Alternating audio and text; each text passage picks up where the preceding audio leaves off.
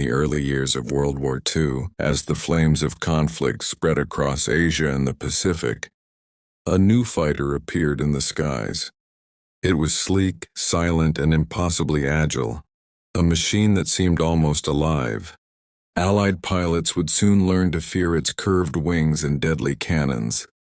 The Japanese called it the Ryzen. The Allies gave it a name that became legendary, the Zero. This is the story of how one aircraft gave Japan control of the skies, and how its brilliance became its downfall. The story begins in 1937. Japan's Navy needed a new fighter to replace its aging A5M. They demanded something revolutionary in a plane that could fly faster, climb higher, and travel farther than anything before it, yet still land safely on the narrow decks of an aircraft carrier. The task was given to Mitsubishi, and the man chosen to lead the project was Jiro Horikoshi, a young and visionary engineer. Horikoshi faced an almost impossible challenge. The Navy wanted speed, range, and agility all at once. To meet those demands, Horikoshi and his team stripped every unnecessary gram of weight. They used a special aluminum alloy, extra super duralumin, strong but incredibly light. They removed armor. They left out self-sealing fuel tanks. Every decision was made to keep the Zero fast and responsive. It was a plane built to win through perfection, not protection. In April 1939, the prototype took to the air for the first time. Test pilots were astonished. It climbed like a rocket and turned with impossible grace. When production began in 1940, Japan had created the most advanced carrier fighter in the world. The Mitsubishi A6M Zero could fly more than 1,800 kilometers without refueling. It could outclimb and outturn anything the Allies had. Its 20mm cannons tore through enemy aircraft with terrifying ease. Light, graceful, and deadly, it was the perfect weapon for Japan's lightning-fast expansion across the Pacific. The Zero's first combat came over China. 13 Zeros faced off against Chinese I-15 and I-16 fighters. In minutes, every enemy plane was destroyed. Not a single Zero was lost. Reports of this new fighter reached American intelligence, but few believed them. They said, "Japan can't build a world-class fighter." They were wrong. On December 7, 1941, when Japanese bombers screamed down on Pearl Harbor, the planes protecting them were Zeros.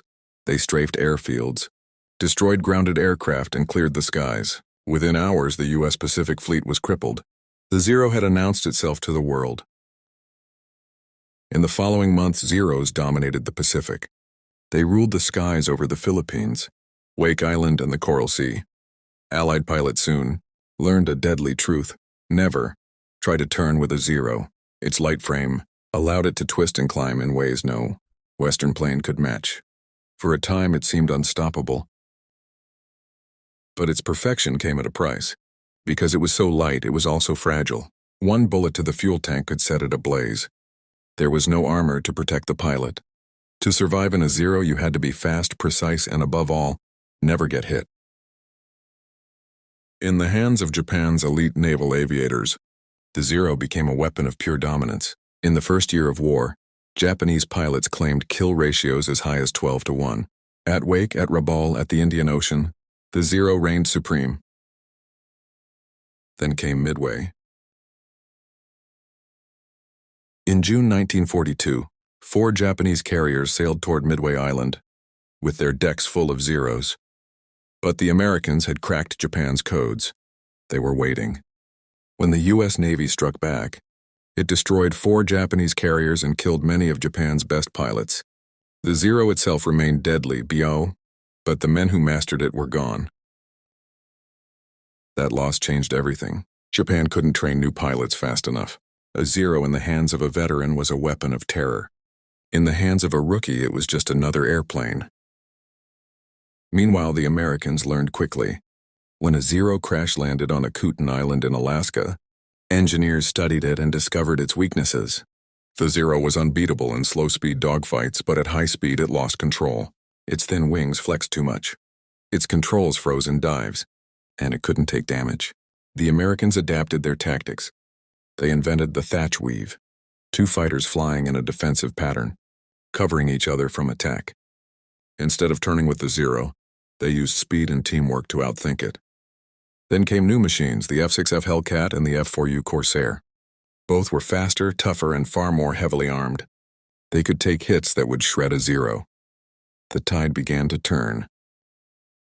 By 1943, the Zero was no longer the master of the skies. Japan tried to improve it. Thicker wings, better armor, faster engines, but the design had reached its limits. In 1944, during the Battle of the Philippine Sea, hundreds of Zeros rose to defend Japan's carriers. The Americans shot them down in staggering numbers.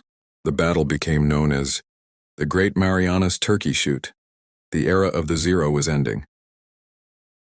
Desperation followed. With fuel running out and pilots dying faster than they could be replaced, Japan turned to suicide missions. The same elegant fighters that once ruled the skies were now filled with explosives and sent to crash into enemy ships, the kamikaze. For the young men who flew them, it was not victory they sought, but honor. Jiro Horikoshi, the man who designed the Zero, survived the war. He later said he never wanted his plane to be used for suicide missions. To him, it had been a dream, an expression of beauty and precision, not destruction. All I wanted, he wrote, was to make something beautiful. And beautiful it was. Every curve of the Zero was crafted for grace, every part balanced for flight. Its long range allowed it to escort bombers far beyond what any other fighter could do. In 1940, for a brief, shining moment, it was the most advanced aircraft in the world. But war moves fast. The Zero's genius was its simplicity, and that simplicity couldn't survive against the brutal pace of modern combat. The Allies built better planes, faster planes, stronger planes. What had once been unbeatable became vulnerable. By 1945, only a handful of Zeros remained. They fought desperately over Okinawa, flown by boys barely trained to take off. Most never returned. Yet even as the war ended, Allied pilots remembered them with respect. The Zero had been their deadliest enemy, a masterpiece of engineering and courage. In total, more than 10,000 Zeros were built. Today, only a few survive in museums and private collections, silent relics of an age when one plane, born from brilliance and sacrifice, carried a nation's hopes into the sky. The Mitsubishi A6M Zero was more than a machine. It was a symbol of Japan's ambition, of innovation, and of the tragic beauty of perfection. It taught the world that in war, even the greatest weapon can become its own downfall. The Zero was born from genius, driven by courage, and consumed by the very fire it helped ignite. Its ghost still flies in history's skies, the whisper of a legend, the echo of the fighter that once ruled the Pacific.